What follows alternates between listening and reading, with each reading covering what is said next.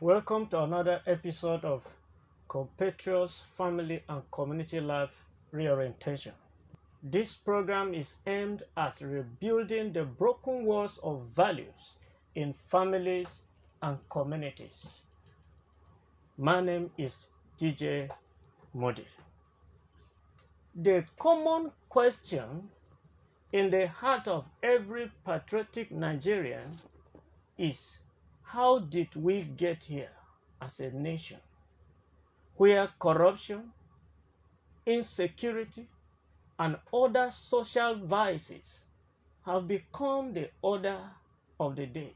And we strongly believe that parenting question is one of the factors that brought us to this point as a nation.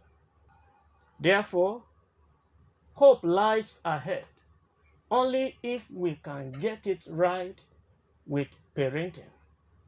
That is why today we are still focusing on the subject of parenting. And our topic of discussion for today is parenting, the importance of parent-teachers partnership.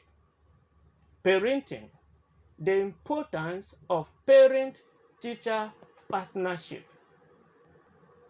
You can drop your comments and as well send in your message or call in to be part of this conversation. You can as well send a WhatsApp message to this number 07034658458 08034658458.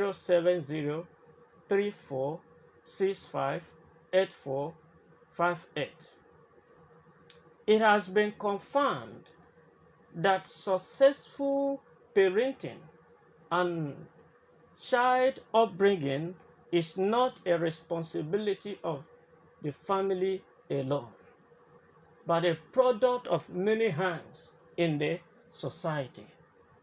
This is because most of our children spend the bulk of their times outside the home, especially in schools. Therefore, there is serious need for good partnership between parents and teachers to ensure effective parenting of our children. And to discuss this important topic with us today is our guest, Mrs. Evelyn T.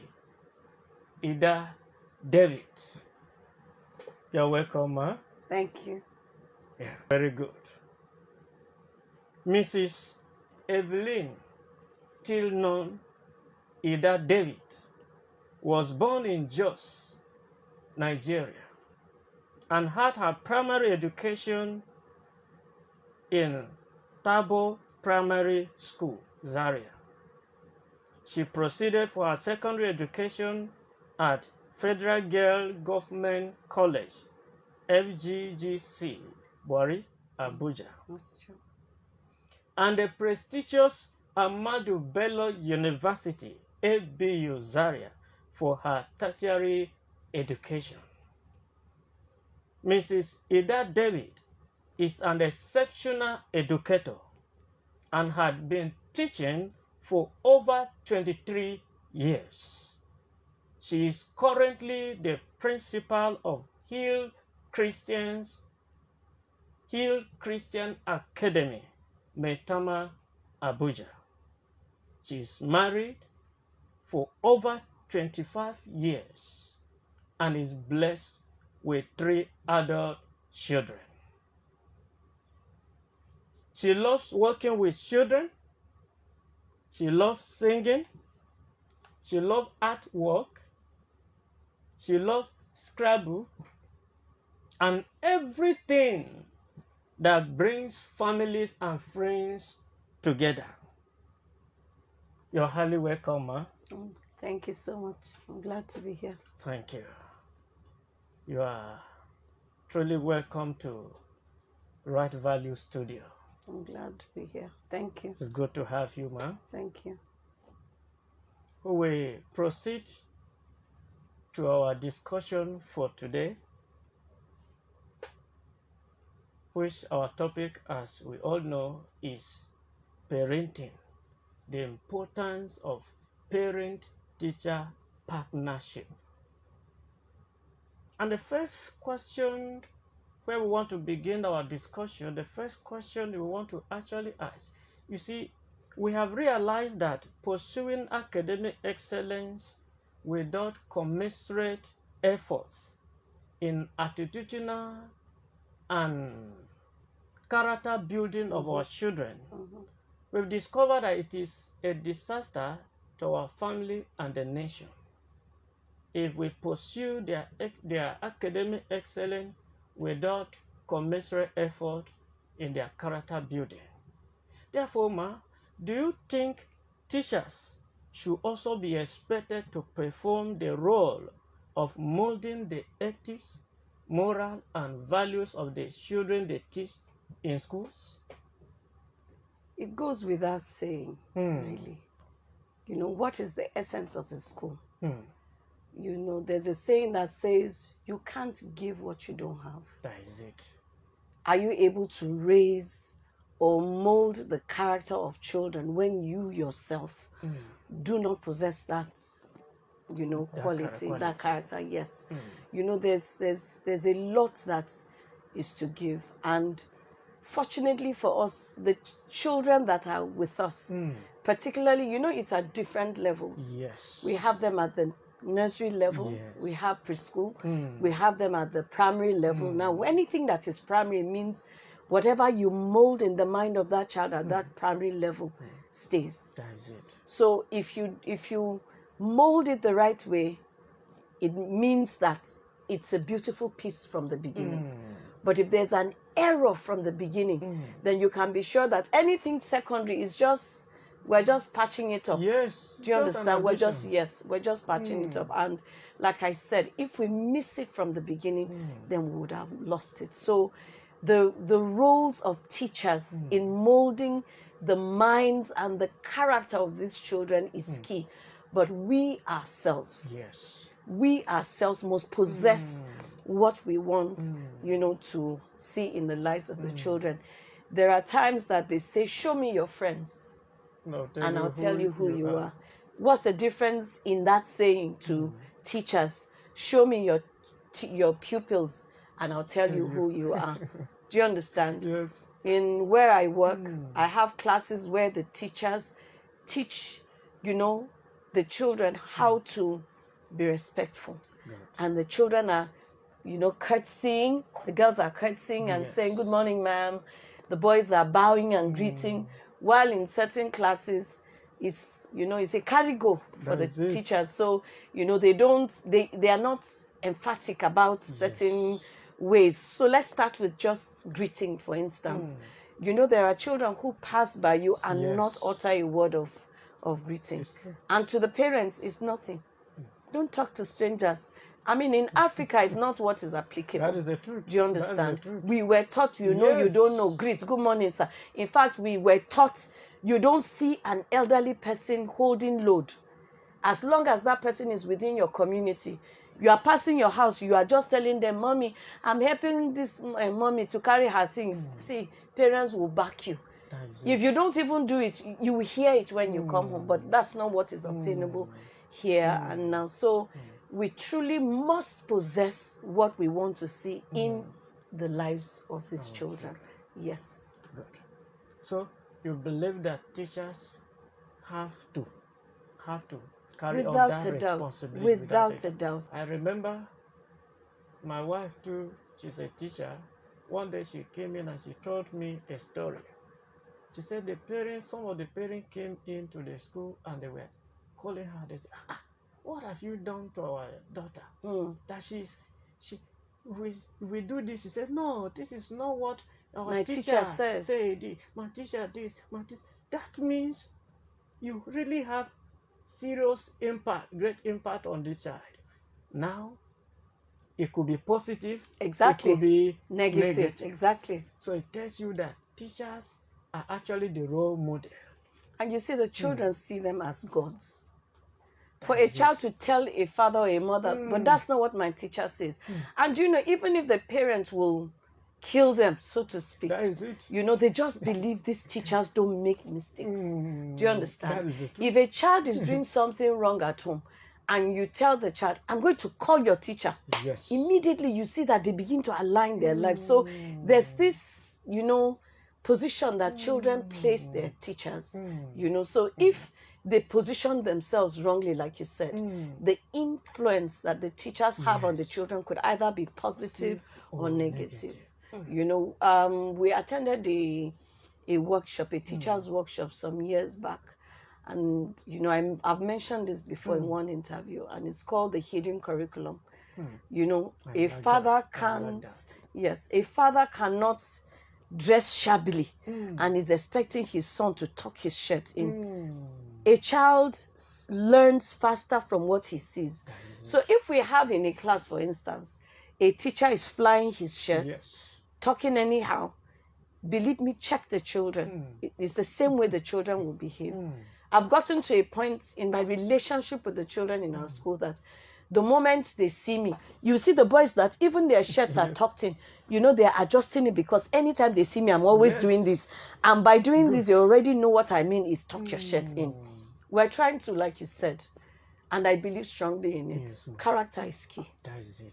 Every other thing will fall in place if we deal with the issue of character.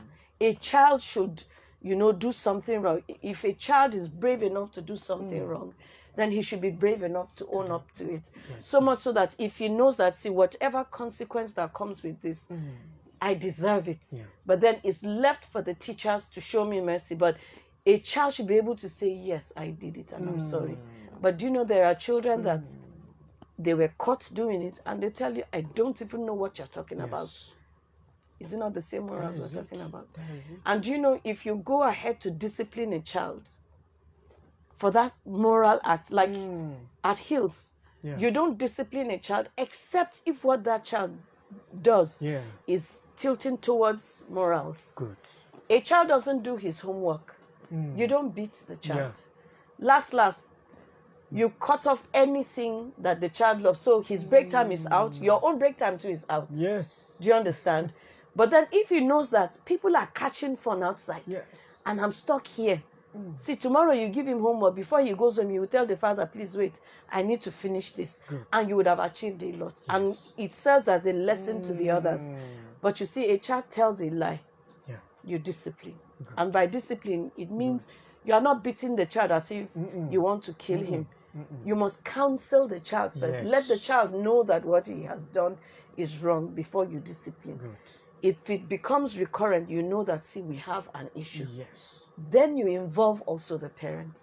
So when we talk about partnership, we're saying you're playing your role as a father, the teachers are playing their roles. But do you know that there are certain places whereby, or certain schools, or even community, where a child will do something wrong? People actually, they're not their biological parents, but they'll see children doing something wrong and they'll keep quiet. It's not my child.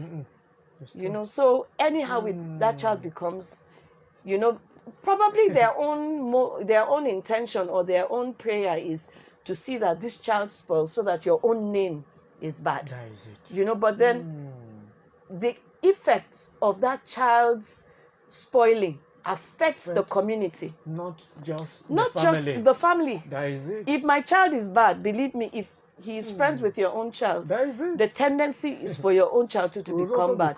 Because how tenacious are our children? That is it.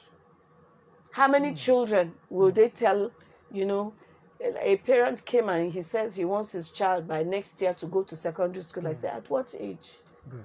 At 9 years? At 10 years? You know, most children at that tender age are gullible. We didn't go to secondary school until we were like 11, 12, 13. Now at age 9 or 10, children are leaving schools and going to primary schools and going to secondary school. So your child is just innocent. For the first time, he's on his own. More so if he's going into a boarding school. And the senior ones say, we're jumping fence. How many children we ask, why are we jumping? That is it. That is it. Other children, the moment you say, let's jump, curiosity. That is it. They follow to jump. So if they're expelling, you want to follow at GS1. Do you understand? So truly there's a lot of work that, you know, the parents and the teachers must do. The synergy must be there to be able to see that result that you should want to see. In fact, it's very important because this we have, just as I have said, you know, before, that parenting or upbringing can never be left for families alone. You see, just as you have said, we know that most of this, our children spend from primary, let's say from nursery, they are going to primary, from primary to secondary. From there, they keep going. So they spend bulk of their times outside the home. So that is very, very important that the teachers should actually be active in that. And as you have said, what I actually wanted to ask, you know, in addition to this, you raise a very important point that you can't give what you don't have. I think, you know, our intention is for teachers, you know, we want, it is actually a wake-up call for teachers to understand their place, how important they are in the life of these children.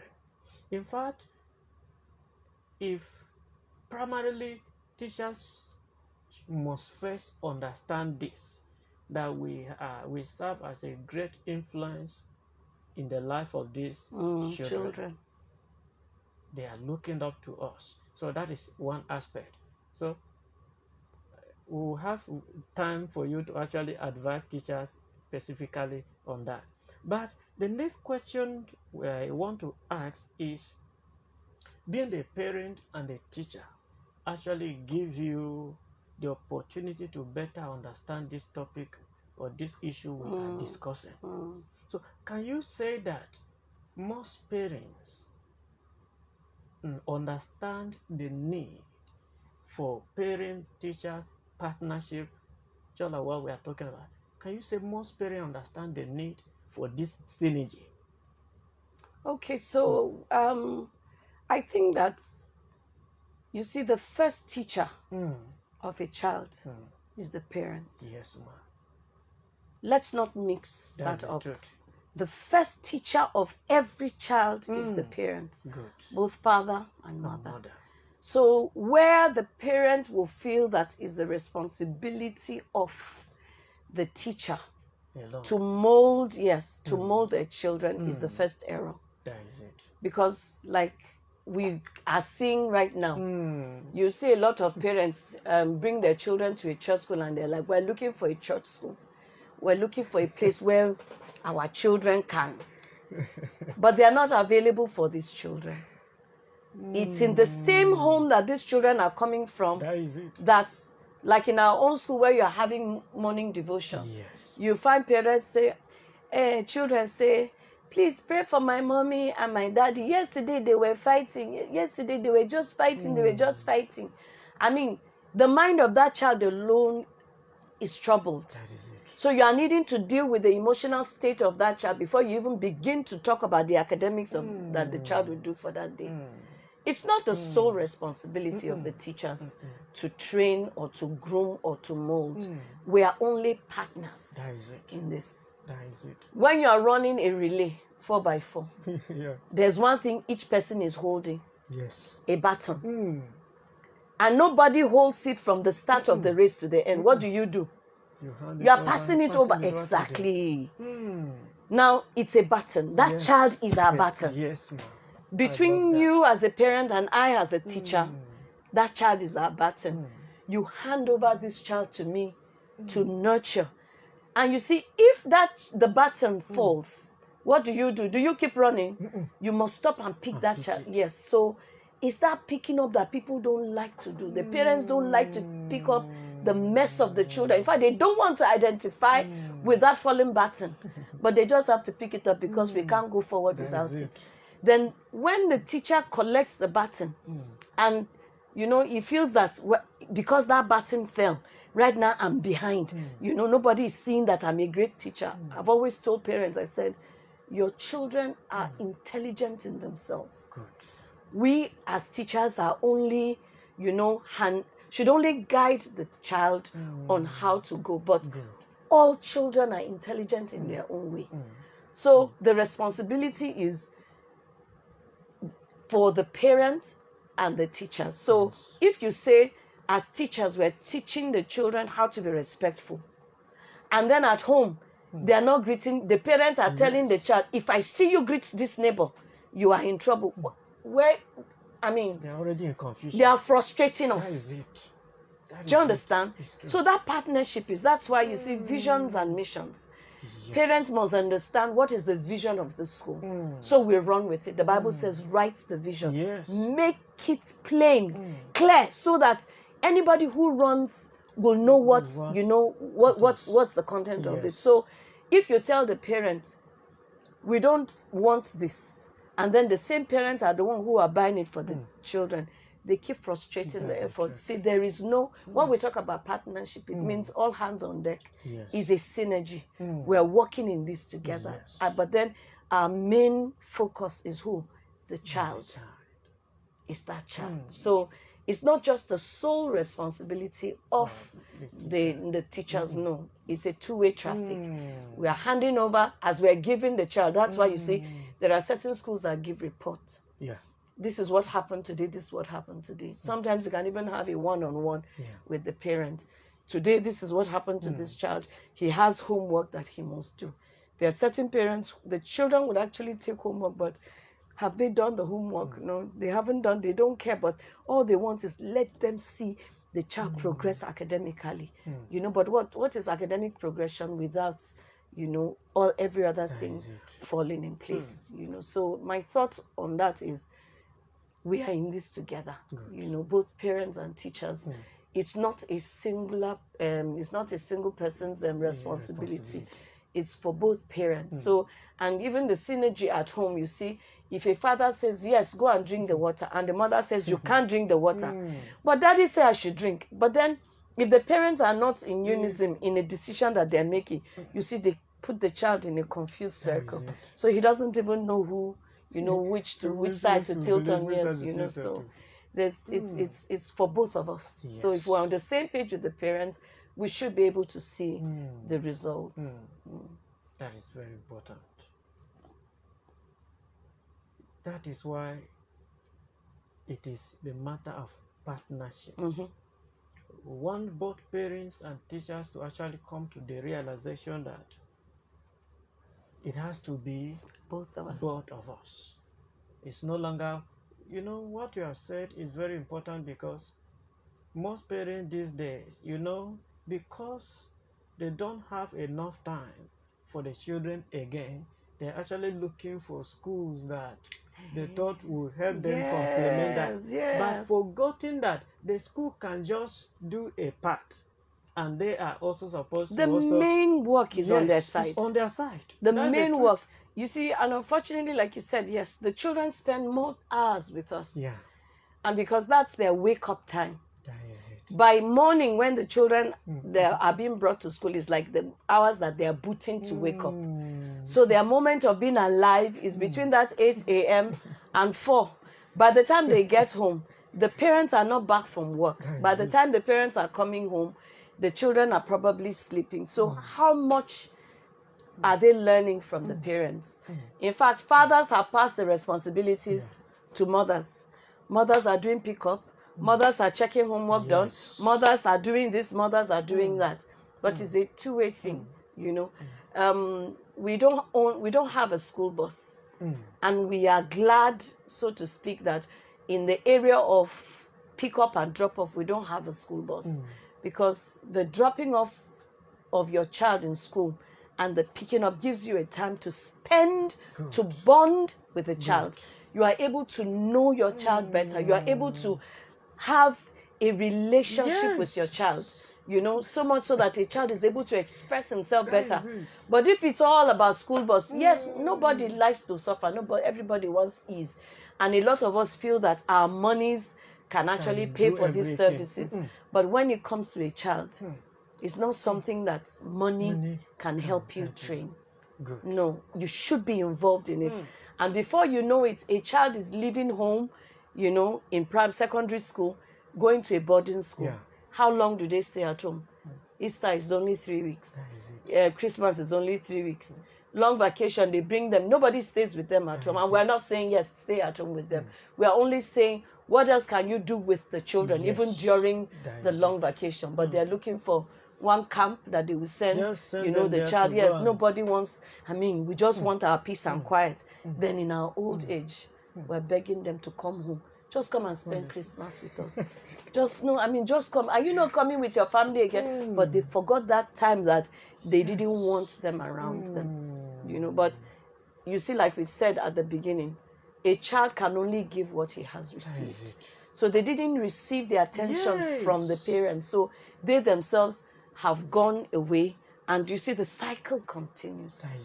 The cycle continues. You know, so we mustn't allow ourselves, you know, to be deceived, so to speak, by feeling that if only we can pay for these services, you know, everything become no, we must be involved. We must be involved. I've realized that if you are doing a particular business, if you don't put yourself into it, there's no how it will grow. That child not? It's not a business in that sense, but I mean, it's a primary business. It's an investment. Yes, ma'am. So if you don't participate in the growth of that child, I mean, you don't expect to see results on the long run. You know, that's how it is. Very good. You know, because we're also seeing that though in some schools, in some cases, sometimes there are also some experiences that some parents may not, because as we have said, parents also, you know, some may not want their children to be disciplined for whatever reason, even in schools. You know, we also had some experience. Is that possible?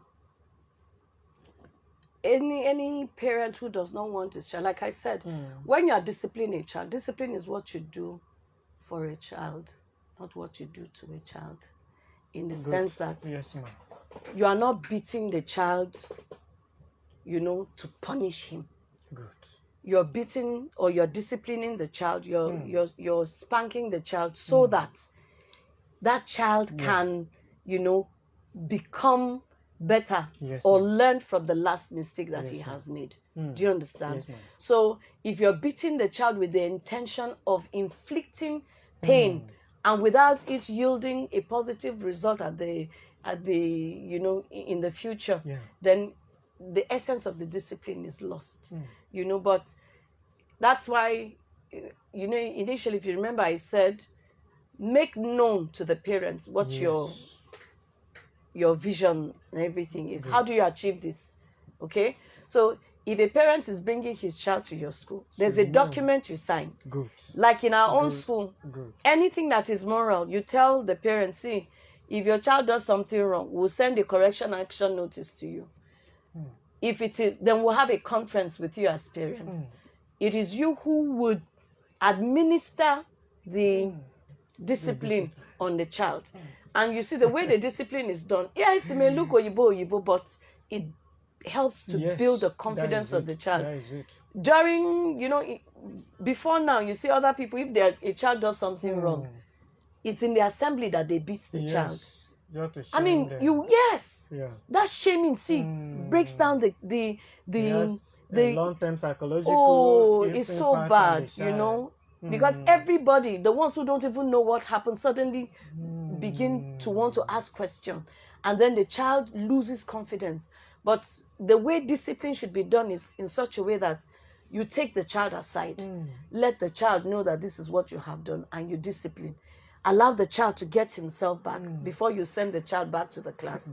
Now, if the parents know, see, if you discipline a child and you inflict pain, whatever reaction the parents make, it's a natural thing. So discipline should not be, you know, done in such a way that your own intention, I will show you today. No. you yourself should be sad that a child at your watch did something wrong. Good. I had a child who stole, let me just be plain with it, school materials, you know, and the first time that child did it, the child packed it to the house, and it was the mother who now saw it and said, where did you get all these school materials from?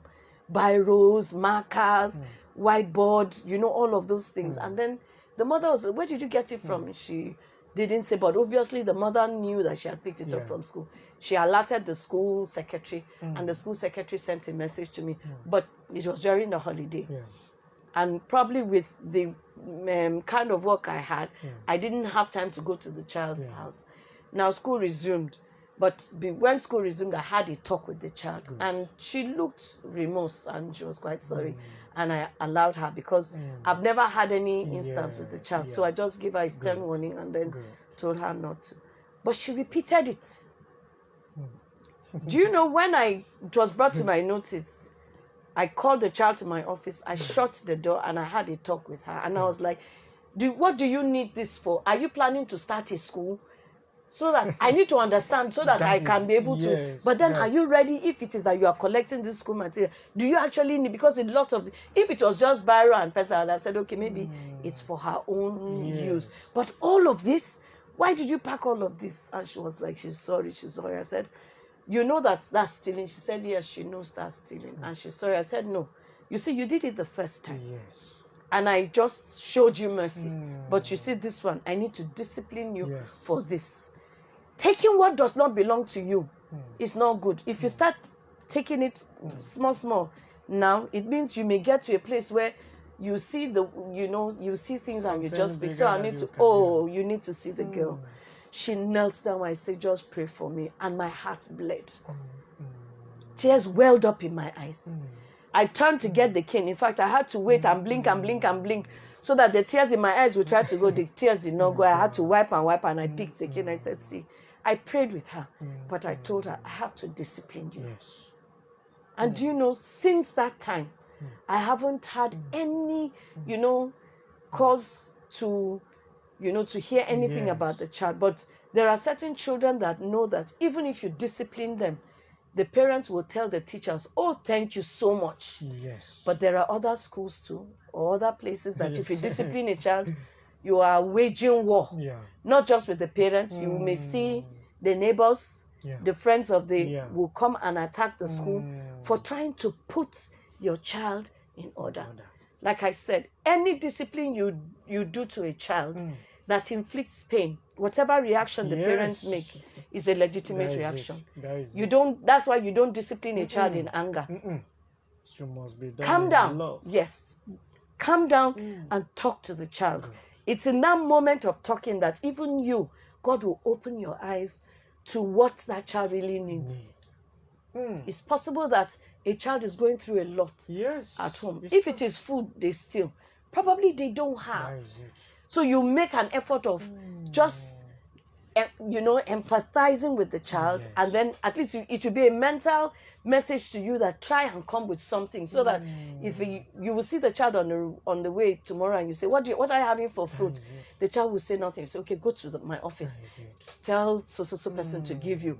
But I'm not trying to justify the fact that a child will steal food because she doesn't have. There's no justification for anything that is wrong, but it is in that discussion that you will have with a child before you discipline a child that helps you to understand the psychology of the child and how you can help. Okay, if after you beat the child and nothing happens, has it yielded any result? No. You might have done more damage to the child. So parents should also understand, no one would want to discipline your child, just for the sake of it. You are disciplining that child because it's actually at the spur of the moment that error was done, and you are needing for the correction to be set. Otherwise, you can actually say, okay, see, you did this bad thing, go home. And the child, the innocence of a child, he can go home and not even remember that he did something. Then you want to come and call the child tomorrow and say, okay, I'm going to beat you for this lie that you told. He can't understand it. But I did it yesterday. Not today. So try to discipline, let the teachers who have to discipline the children do so in love. Because anything done in love will yield results. Will yield results. Anything done in love will yield results, including discipline. Very good, ma'am. Okay.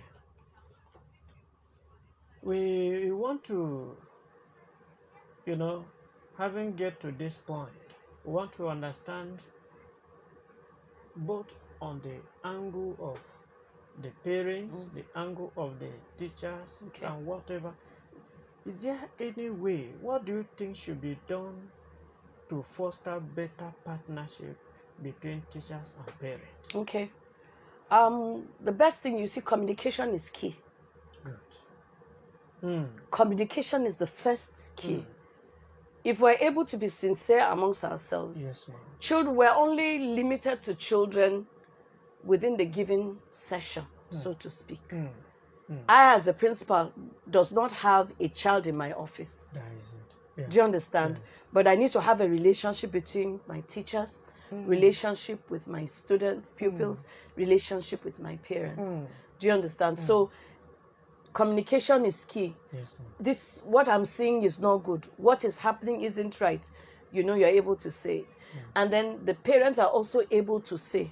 You remember at the beginning we say, if a child does something wrong at home and the parents say, I'll tell your teacher. Yes. Immediately you see the child trying to align their behavior. Excuse me. If a child does not want to do his homework, all the parents will say, I'm calling your teacher. And suddenly the child is carrying biro and he's doing the work. And it's not that they don't know it, but maybe that's their own means of motivation. But they know. Do you know why the children are in a hurry to do the work? Sometimes it's not necessarily that the teachers are going to beat them. Yes. But they don't want to disappoint the teachers. They hold them in high esteem. There's what Nigerians call see finish. You see, a child, if a parent should tell a child, I'll tell your mommy. I mean, tell. It doesn't change anything in the life. But a parent to tell a child, I'll tell your mom, your teacher. They don't want to be disappointed, so they try to do their best. So if we're able to communicate between ourselves, this is what I have observed in your child. And a lot of parents live in denial. Your child stole something. You say, my child doesn't steal. My child cannot steal. It's as if you're setting their children up. A lot of parents live in denial. We think we know our children, but it's the people who are with the children that will be able to tell you the actual so maybe when they're at home, they look quiet and all of that. But when they come out in the midst of their friends, if you see the way they behave, even you yourself will be shocked, So once we're able to communicate the actual, problem amongst ourselves, then we're able to identify what the problem is. And then we put our hands together, our heads together to see how do we do to solve this problem. Do you understand? Yes. So if that's communication if there's a gap in the communication, then we would not know what the actual problem is. Neither would we be able to try to profile what the possible solution might be. And then we'll do a follow-up, and then we go back to the drawing table to evaluate if this method we are using is right or wrong. So once we're able to communicate, either the communication between the teachers and the parents, the pupils and the teachers, you do understand? If there's a back and forth, then we'll be able to know, okay, yes, that's how. After all, have you ever seen anyone going into a business and all they kept doing was looking at themselves and nodding their heads? There's a conversation that goes, are we understanding ourselves? Okay, this child has been given the responsibility of, maybe being a prefect. And then you as a parent, you don't understand that this is the role that this child needs to play. So you end up always bringing the child late. I mean, in terms of character, that person should lead by example. That is it. So the child is unable to tell the parent, see, stop bringing me to school late. A child will come and meet the teacher and say, please, I don't know how you will do it, but please, I don't want to be coming late. Help me tell my mommy. Is that not based on, the confidence? It's right now the child is partnering with the teacher to teach the parents punctuality. Yes. Which shouldn't be. Yes, But I mean, out of respect, the child is unable to tell maybe the parent that, see, stop bringing me to school late. It doesn't even matter whether that person is a prefect or not, but we're just using that as an example because that child should lead by example. So if there's that communication between all parties, then you can be sure that partnership will be a lot easier to understand and it will work. That's good. That's good.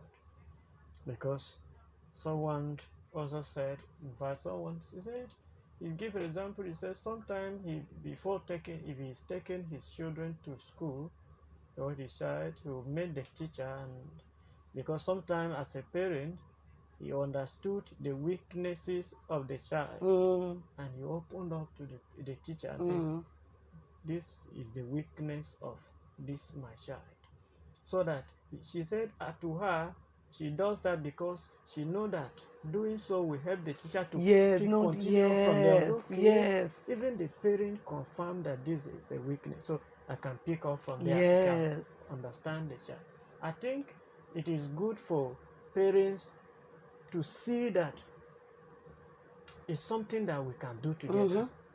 And very good, man. Okay.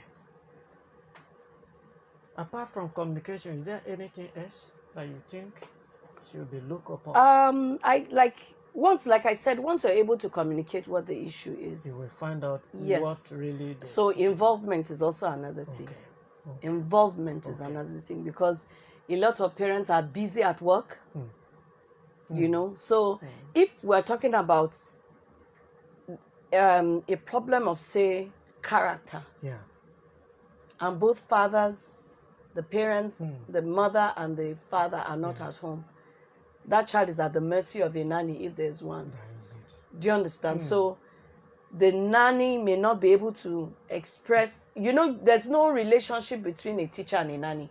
That is it. It's the parent, That is it. But that child is at the mercy of the nanny. If there's one, either an uncle or an aunt or any of the relations that are with them, you understand? So parental involvement actually makes it easy, for us to be able to see the results that we want. So if we're able to communicate what it is, then okay, what do we do next? That is it. The next question is, so how do we achieve this? How do we achieve this? Take, for instance, a child is always given homework. We're not saying don't go to church, but then there are also days that the children need to go to church for Bible study and all of that. And by the time they get home, the children haven't done their homework, and then the child's work is behind. And then when the child comes to school the following day, it looks like it is the child's fault, but it isn't. That is it. The child is not a pastor. But if the parent, like there are certain parents that will tell us, see, on so days, please don't give my child homework. By that it means whatever activity this child will be able to do most of the work in school, so that the child is coming home empty-handed, because we must be in church. Do you understand? So that's understandable. So it means the teacher now needs to say, James, I'm sorry you can't go for break today. You have to do most of your work in school, because your mother has mentioned you will be going to church after school, so that you don't have backlog of homework. Do you know what I mean? Do you understand? So the child knows that today no sports or no break. So other times the child will eat and go and play football, but today it means no football. He has to sacrifice that for this. But you see, the parent has communicated. The teacher has involved himself in achieving that problem of backlog of homework not always being done. Otherwise, if they didn't tell, the child would have taken time to play or done his work but not completed it. And then you'll be blaming the child or you'll be blaming the parent. But once they're able to communicate with you, you're able to just try to adjust. So for me, that's openness, Yes. like you say. Yeah. You are not exposing the child's weakness. You are only saying what you have observed. You know, like a parent could also say, my child is so lazy. When it comes to this, he's so lazy. But it's not laziness. Sometimes allow the teachers to discover the children for themselves. That is the truth. You know, so once they're able to do that, they would also be able to know, okay, you see this one. Once you come to school in the morning, let him eat his main food at 10. Why? Because he's feeling weak between so time, so time. If we allow him, you will see that he will perform better. You know, so nobody is being, you know, the parents are not saying, what are even the teachers doing? What are even the teachers doing? Do you know there are children who come from far away? You know, they don't eat breakfast. And then we're giving them work in the morning and expecting them to do magic. You know, but if the teacher is aware that this is the state of this child, then he should be able to empathize with that scenario to say, okay, did you have breakfast this morning? You know, before you just conclude that a child is just being lazy, probe and see. Have you had breakfast this morning? What did you have for breakfast this morning? Did you even bring lunch? Do you know that many times you have to share whatever you have? And then there are children who tell you no, they won't collect. But then because you need them to achieve the goals for that day, you must make all the possible holes. You must seal them up so that the child has enough platform to be able to do his work. So the parent must be involved in what we must do to try to solve this problem. You know, if you observe that a child tells lie, it's not all about beating. That is it. Do you understand me? I'm not going to beat you. Just tell me the truth. And many times I've had instances like that. A child will stand and say, I don't even know what you're talking about. Do you understand? So when you bring them, I'm sure in my heart I keep saying, uttering silent prayers, Lord, just speak through the heart of this child. And being a Christian school, really, it's a test, you know, for us. Yes. So I always say a silent prayer in my heart and just say, Father, let this child trust me enough to believe that, you know, they can tell me the truth. And they end up saying the truth. And then you're thankful. Thank you for telling me the truth. Do you know how far you go from just telling this truth? Thank you so much. And they're feeling so proud of themselves, you know, and the natural thing to do is to discipline the child. But because that child has told you the truth, but does it also mean that if the child repeats this same or another crime, you would not discipline the child? No.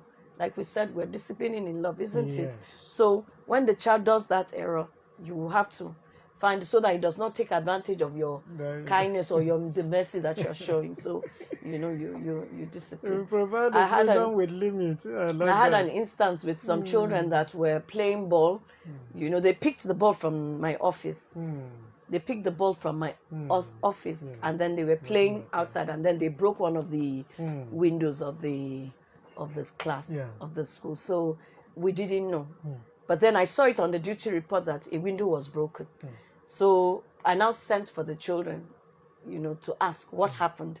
And they were like, this person broke the glass. So I asked them a question. Who broke the glass?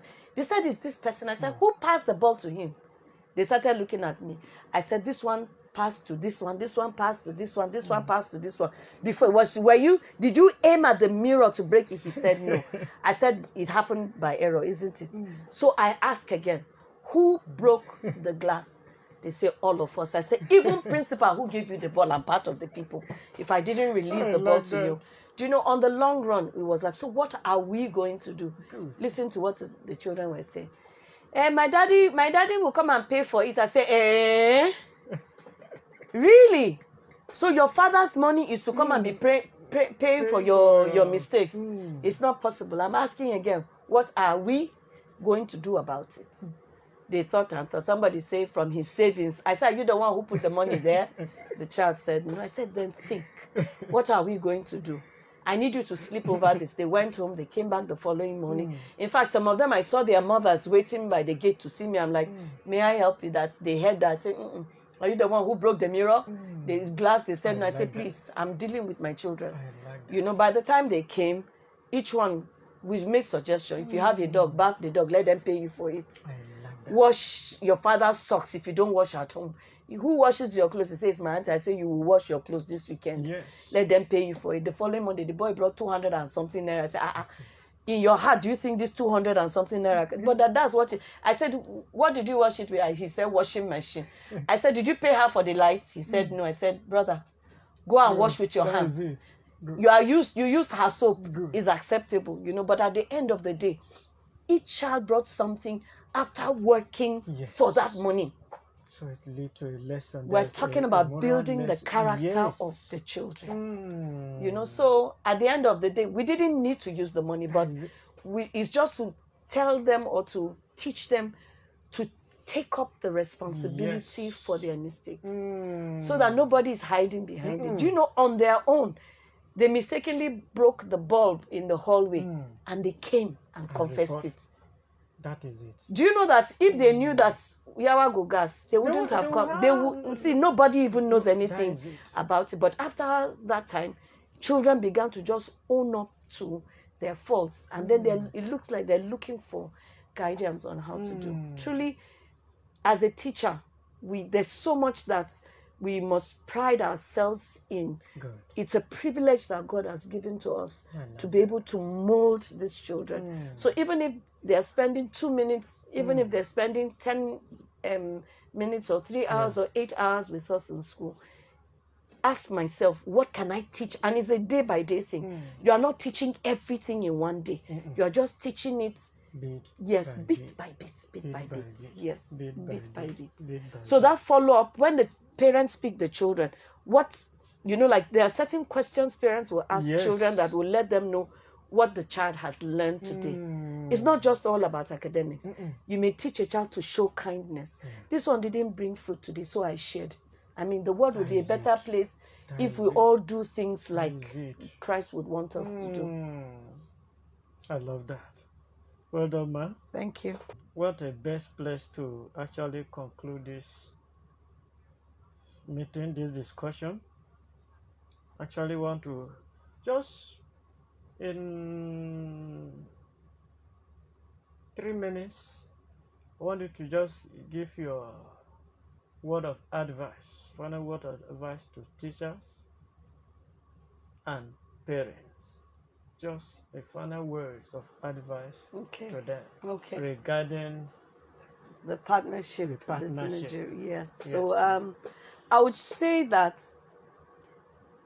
there's so much that it behoves on us teachers, and if you're not a patient person, you can't achieve that. You may just feel that you are overwhelmed. Yes, you are having to deal with the academics of the child.